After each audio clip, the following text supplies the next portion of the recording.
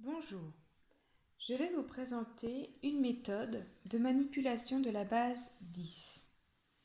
En reprenant le fonctionnement du matériel Montessori, elle permet de concrétiser les principes, parfois abstraits pour les élèves, de la base 10 et ainsi d'effectuer un rapport sensible au nombre. Dans cette vidéo, je vais vous proposer une manière de créer cet outil mathématique. Ce matériel va se composer d'unités, représentées en bleu, de dizaines, qui vont représenter 10 unités, de centaines,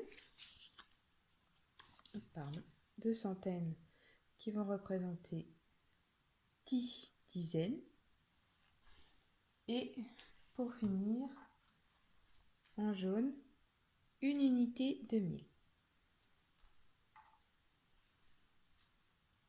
Ainsi, cela permet aux élèves de manipuler la base 10 et de comprendre son fonctionnement. La finalité de cet outil est de réaliser des opérations grâce au plateau ou au tableau représentant les milliers, les centaines, les dizaines et les unités.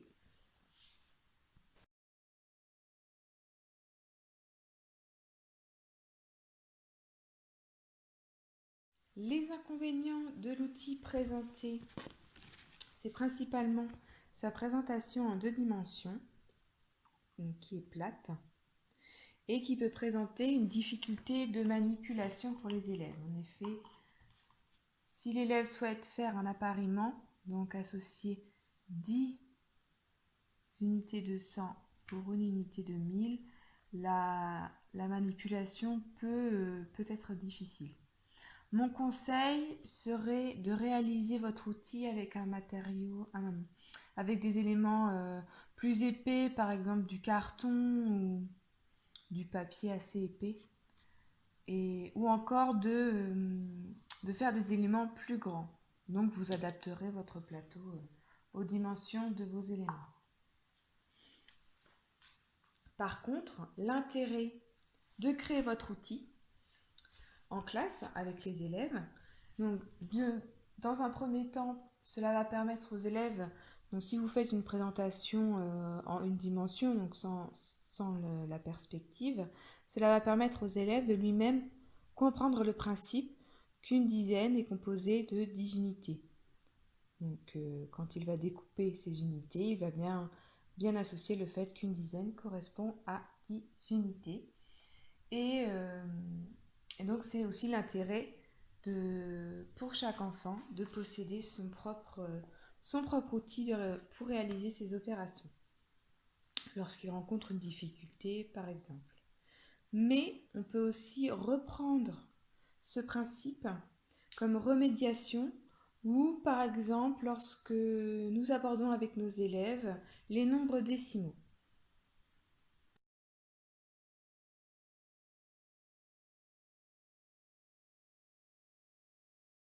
Cet outil peut être réalisé à partir du cycle 2 et mobilisé par la suite. Il pourra permettre aux élèves de travailler plusieurs compétences. Donc pour le cycle 2, dans le domaine chercher, cela permettra aux enfants de s'engager dans une démarche de résolution de problèmes, de tester et d'essayer plusieurs pistes. Et dans le domaine calculé, les élèves pourront calculer avec des nombres entiers, mentalement ou à la main. Donc cet outil pourra les amener à calculer mentalement par exemple, de manière exacte ou approchée, en utilisant des stratégies adaptées au nombre en jeu, ainsi de manipuler la base 10. Il pourra aussi contrôler la vraisemblance des résultats. Concernant les attendus de fin de cycle, il pourra utiliser un lexique, les unités, les instruments de mesure spécifiques de ces grandeurs, mais aussi nommer, lire, écrire, représenter des nombres entiers, calculer avec des nombres entiers, comprendre et utiliser ces nombres entiers.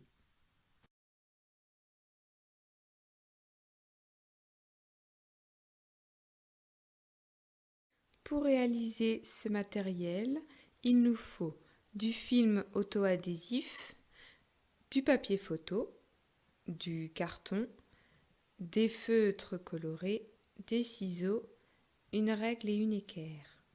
Vous pouvez retrouver des modèles sur internet. Personnellement, j'ai puisé mes ressources sur le site Méthode Heuristique, mais vous pouvez aussi trouver d'autres modèles qui ne sont pas forcément présentés de cette manière sur des blogs ou encore sur le site de l'Académie de Paris. Donc une fois ces modèles imprimés, nous allons les plastifier avec le papier autocollant. Vous pouvez aussi utiliser une plastifieuse, mais dans ce cas, vous allez faire vos découpages avant de plastifier. Donc personnellement, j'ai juste utilisé du papier autocollant, j'ai ensuite procédé au découpage de mes éléments.